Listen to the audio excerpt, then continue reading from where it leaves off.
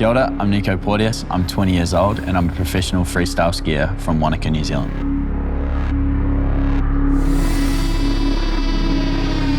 The halfpipe is a pretty important part of my life. You know, these two 22-foot walls of ice have pretty much shaped who I am and what I do. It's given me an amazing opportunity to travel the world with my family and friends and experience some pretty insane memories and places, and I wouldn't trade it for anything else. The 2022 season was by far the most memorable season, and I wanted to take the time to share some of those moments and reflect.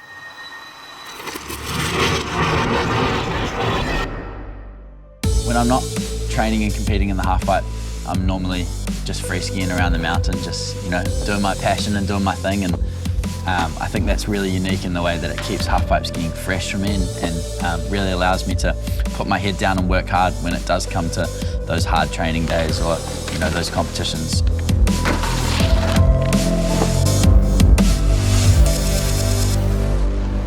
In August, I was lucky enough to get the call up from one of my good friends, Craig Murray, who had turned a bus into a moving dock hut.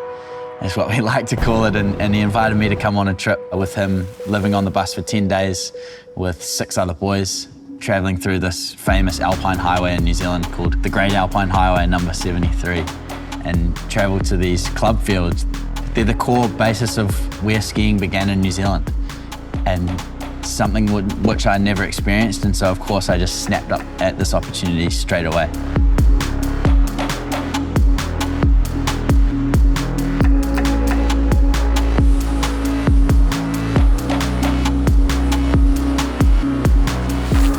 As fun as that trip was, all good things must come to an end, and it was time to go knuckle down and get stuck into pipe training.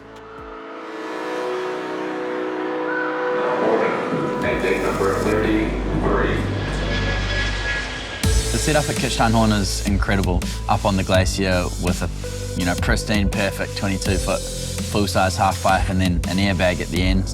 Heading to Kitchenhorn, I had pretty much one goal, and that was to learn the switch double cork 1440. The reason why I learnt the switch double 14 was that it was like the final piece of the puzzle in perfecting this run that I had dreamt up. There was definitely that heavy burden on my mind when going through this process, because a friend of mine, fellow competitor, he injured himself very badly trying this trick. I was going to try it right then and there, right before I go into the biggest season of my life. If something goes wrong, I could be out for the whole season, and went for it.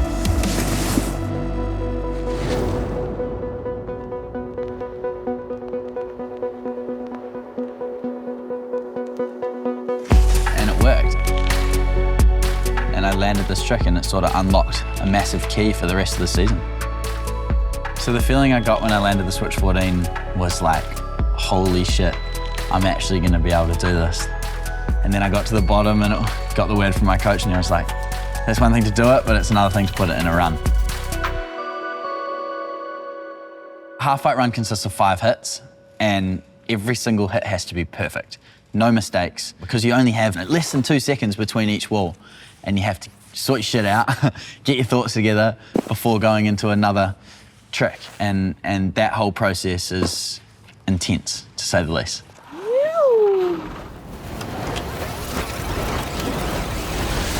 So the first comp of the season was the World Cup at Couper Mountain in Colorado, and it went pretty good. Came into Juta and I was like, sweet, let's just make a repeat of last week and hopefully get one step higher on the podium, and quickly learnt that that was not the case. I ended up, you know, getting 9th, 8th or 9th, and then to top it all off, ended up getting COVID.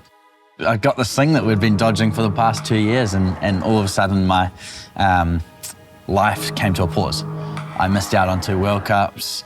I was in isolation with my brother and Zoe, and we, just sort of had a little bit of a COVID bubble going on in California. So I finally kicked COVID, and there was only one more competition prior to X Games, which was in Mammoth in California. Ended up taking the win after some complications, got the job done, and that really set the precedent for X Games. The reason why X Games is the pinnacle of action sports is because the history that has gone down. I grew up watching X Games. I grew up watching the legends of Simon Dumont, Tanner Hall, and then now a good friend of mine, Peter O'Lennock, pushing the limits at X Games. And there's been countless world firsts, so many champions and legends of each respective sport have won X Games.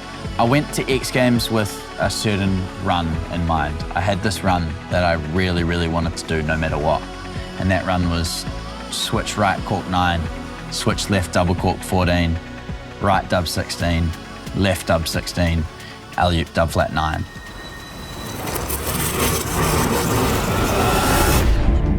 So back in 2019, I came up with the idea with my coach to invent this new double cork 16, as I sort of thought it was the new direction of the sport. It involves 4.5 full spins and 2 back flips and 1 jump, and ended up learning that trick that spring.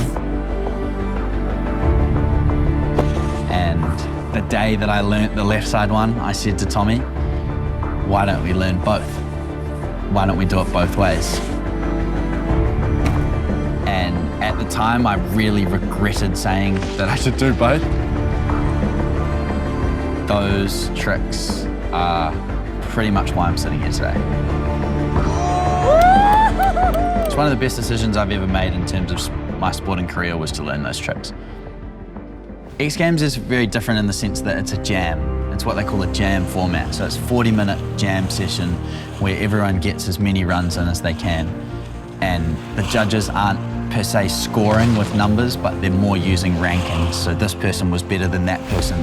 They don't say by how much, it's just this person was better than that person, and that's all you get. The crowd never used to get me going, but after 2 years of having no crowds, and then for that to be the first event where crowds are allowed back, was incredible, because everyone was just going nuts, and the atmosphere is like no other. Yo! Come competition time, run 1 went okay, I had some room to improve. Run 2, I do back-to-back 16s. Back-to-back 16-20s instead. And for the first time since debuting these tricks in competition, I get put into second. This was the first time that had happened. This is the first time that I'd done those tricks and not been put into first. And that was a massive wake-up call for me. It completely messed with my head in that moment, because these winning tricks, all of a sudden, they weren't winning anymore.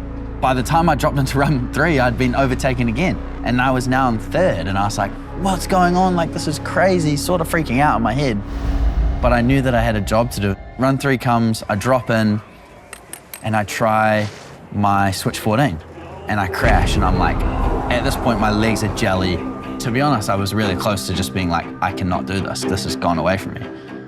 I said to myself at the start of the season, I'm gonna seize every single moment that comes my way.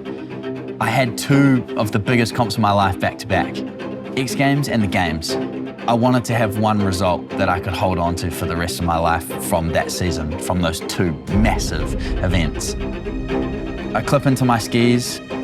I'm the last person to drop in the whole X Games week.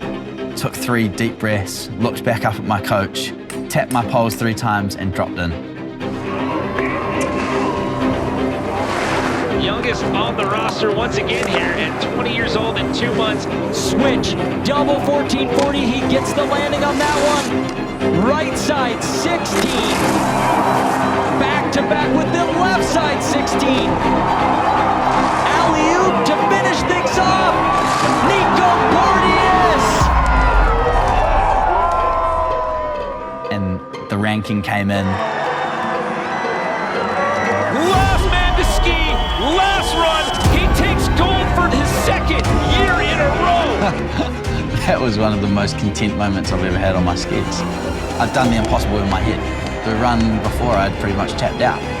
And then somehow I drew this energy from the depths and I just overcome that massive challenge.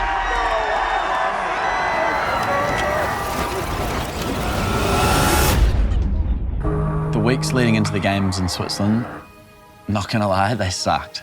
I sustained a back injury a couple weeks prior, which led to having some pretty bad sciatic nerve pain in my legs. I couldn't sit comfortably, I couldn't sleep very well. The only thing I could really do was go on walks. The pressure was just building and building and building. I was stressing about my skiing, whether I'd lost any fitness. I was super worried leading into the biggest event of the season. Sometimes it's relaxing just to take a step back from that seriousness and just laugh at yourself for a second. We'd seen everyone wearing their uniforms and we were like, oh, how can we add a little bit of our own flavour to this?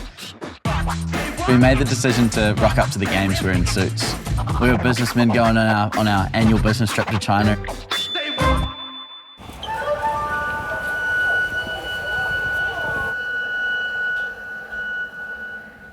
Training went really well at times and then also really bad. I was landing some of the best tricks I'd done all season, but then also some of the worst tricks that I never ever crash. I do every day perfectly, and all of a sudden at this massive, crazy event, I was crashing these tricks. I think the reason why I was crashing those tricks was that it just came down to me putting so much pressure and emphasis on this one period of time. How I got past those really tough moments was believing in myself, taking a step back, working through the basics again, regaining my confidence, rebuilding that confidence in my own ability by doing those basic tricks and just taking it step by step, trick by trick, run by run, and just building up that confidence to where I needed it to be. So it's comp time, first run, I drop in and I land what I thought was going to be a backup run. It was just going to be a platform to build off on for the next two runs after that, and that run ended up winning. I ended up holding the whole competition and yeah, ended up coming away with the win. How it felt to win was, I don't know. The best way to describe it would be something that you've worked for so long happens in a split second like that. I'd done it, I'd achieved this goal and worked so hard towards this one thing, and it was finally there in front of me and I'd done it. All the pressure had gone away and I guess what was left was relief.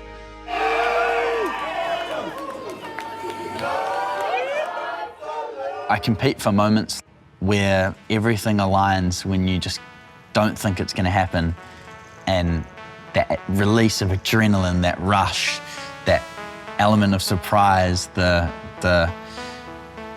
feeling of showing yourself that you can do something that you thought you never could, just everything that comes along with that moment is what keeps me coming back. I'm fully addicted to that feeling of success or of hard work paying off, and yeah, it just keeps me coming back for more and wanting more. I want to compete for at least another 4 or 5 years and see what happens. I've worked so hard to get to this point that I think it would be a shame to move on to another side of skiing right now. I don't think it's quite time to do that. There is definitely some avenues in skiing that I want to explore outside of competitive halfpipe skiing, but I don't think that time is now, and it'll come someday. But for the time being, I'm going to keep competing and keep working hard towards being the best skier that I can be. That no achievement can ever change who I am and what I do. I'm still the same old me, and that's always what I'm going to be. I think it's as simple as that. It's that I'm just Nico.